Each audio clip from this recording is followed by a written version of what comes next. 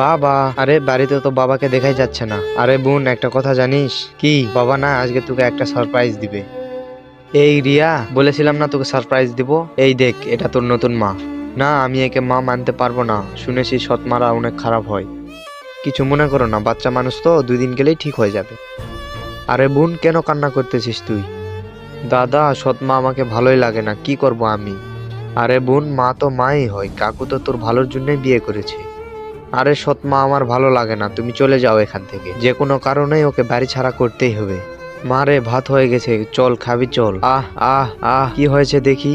বাবা, আরে ছাড়, আমি খুলে দিচ্ছি। আমার মেয়েকে কষ্ট দেওয়ার কিভাবে সাহস পাও তুমি? আমি কিছু করিনি। হ্যাঁ, এইভাবেই তাড়িয়ে দিব তোকে। আরে দাদা, সৎমা আমার ভালো লাগে না, শুনেছি সৎমা অনেক খারাপ হয়। আরে সব সৎমা এক হয় না, কাকিমা অনেক ভালো, তুই পরীক্ষা করে দেখতে পারিস।